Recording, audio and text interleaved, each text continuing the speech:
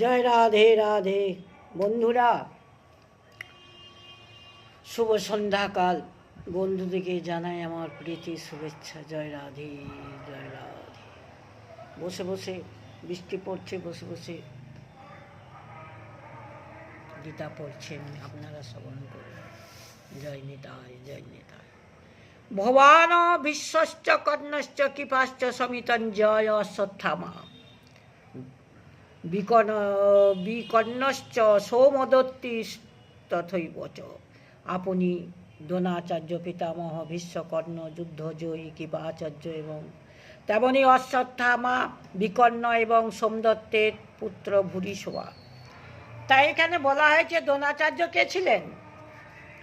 তো দ্রোণাচার্য দুর্যোধনের সমস্ত বীরদের মধ্যে সর্বপ্রথম তাকে আপনি বলে কেন সম্বোধন করেন?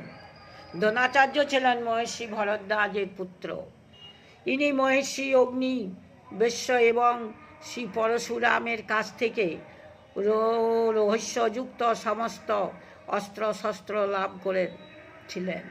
তিনি ছিলেন বেদ বেদাঙ্গের জ্ঞাতা, মহাতপস্বী, ধনুর্বেদ এবং শস্ত্র বিদ্যায় অত্যন্ত মর্মজ্ঞ, অনুভবী, যুদ্ধকলা নিপুণ, পরম সাহসী, অতিরথী বীর। ইনি ব্রহ্মাস্ত্র, আগ্নেয়াস্ত্র ইত্যাদি বিচিত্র অস্ত্রাদি প্রয়োগের দক্ষ ছিলেন। যুদ্ধক্ষেত্রে যখন ইনি পূর্ণ শক্তি প্রয়োগ করতেন তখন কেউ তাকে পরাজিত করতে পারতেন না।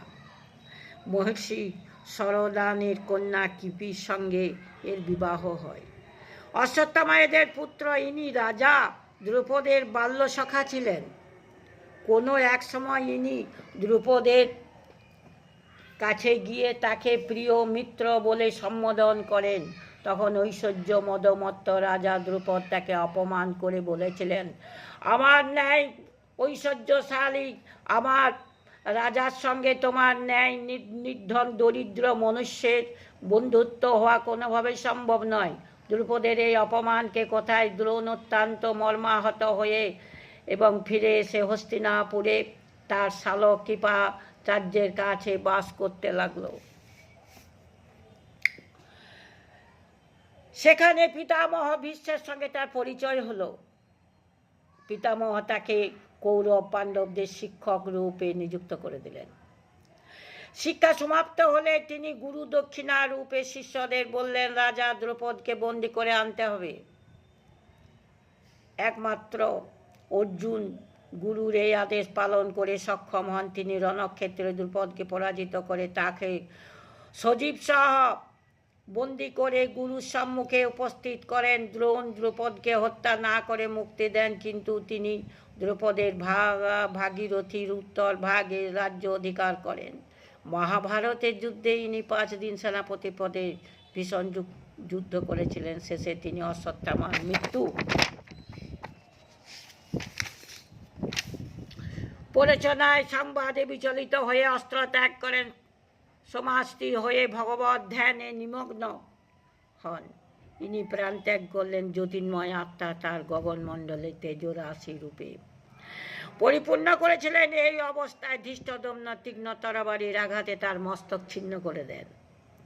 এই স্থানে দুর্যোধন আপনি বলে একে সর্বপ্রথম সম্বোধন করেছেন, যাতে ইনি অত্যন্ত প্রসন্ন হয়ে উৎসাহের সঙ্গে দুর্যোধনের পক্ষে যুদ্ধ করেন।